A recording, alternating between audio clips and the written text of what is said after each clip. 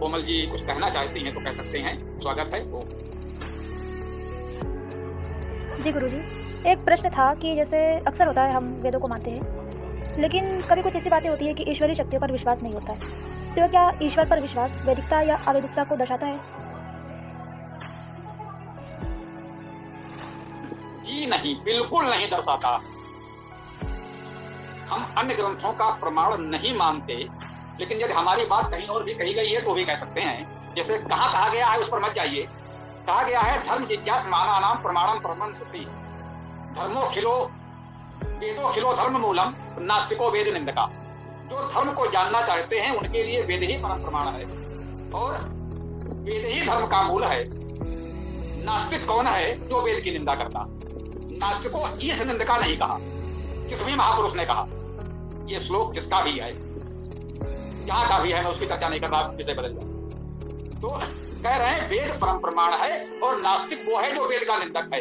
वो ईश्वर का निंदक हो या ना हो कोई बात नहीं, ईश्वर की निंदा करता है तो भी आस्तिक है। जब वह वेद को मानता है तो उसे आस्तिक कहा गया है। तो बात वेद के लिए यहां तक कही गई है कि ईश्वर को माने या ना माने, यदि वेद को मानता है तो वो आस्तिक है। अब प्रश्न उठा कि जो वेद को मानता है क्या वो ईश्वर को नहीं मानेगा?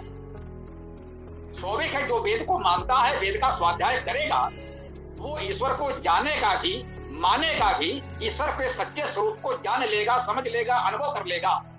तब ईश्वर से उसकी आस्था विश्वास कभी नहीं डिगेगा। इसको इस रूप में समझें।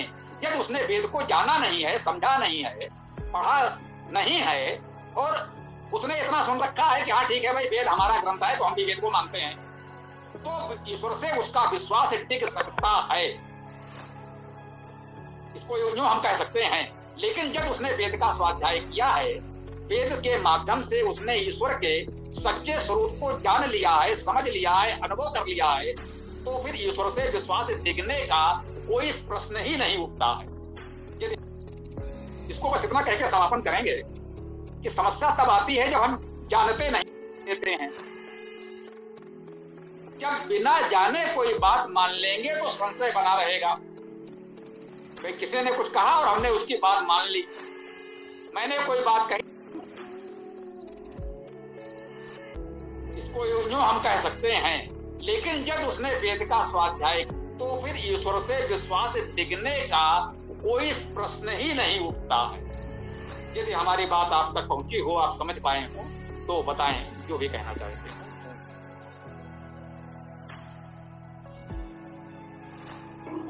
जी गुरुजी, आगे समझ। धन्यवाद। इसको बस इतना कह के समापन करेंगे कि समस्या तब आती है जब हम जानते नहीं हैं और मान लेते हैं। जब बिना जाने कोई बात मान लेंगे तो संशय बना रहेगा। भाई किसी ने कुछ कहा और हमने उसकी बात मान ली, मैंने कोई बात कही, आपने मान लिया, क्योंकि आप हमारा सम्मान करते हैं, तो उसमें आपको संशय बना रहेगा। हाँ स्वामी जी ने कहा था, बात तो ठीक है भाई, स्वामी जी गलत क्यों कहेंगे, स्वामी जी कह रहे थे तो ठीक ही होगा। लेकिन कहीं कोई थोड़ा सा भी आपको इधर से उधर कोई बात जानने समझने में अनुभव में आई तो हमने कहा नहीं, कहा तो था उन्होंने, लेकिन ये ऐसा तो नहीं लग रहा है। लेकिन जब आप उस बात को स्वयं जान लेंगे, समझ लेंगे, अनुभव कर लेंगे, तो फिर आप ये नहीं कहेंगे कि स्वामी जी ने कहा था इसलिए ठीक है। तब आप कहेंगे मैं जानता हूं, मैं समझता हूं, ये मेरा अनुभव है, इसलिए ये बात ठीक है। फिर उससे विश्वास आपका कभी नहीं टिकेगा।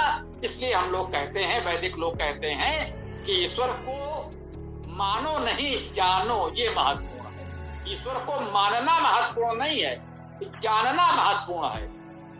और जितने ये सांप्रदायिक मतावलंबी हैं, हिंदू, मुस्लिम, सिख, ईसाई, बौद्ध, जैन आदि, वो कहते हैं मानो, ऐसा कहा गया है, ये हमारी धर्म है, परंपरा है, ये हमारा आस्था है, विश्वास है, इसमें तर्क नहीं करते, इसमें कोई बात नहीं करते, ये तो बस ऐसा ही है, इसे मान लो, इसे मानना पड़ेगा।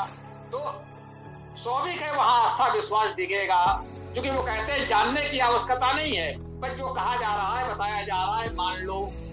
हम ये नहीं कहते, हम कहते हैं पहले जान लो, जब अच्छी तरह जान लो, समझ लो, अनुभव हो जाए, तब मानो। और जब तब मानोगे तब विश्वास कभी नहीं टिकेगा। तो आज प्रसंग बस एक अच्छी बात हुई।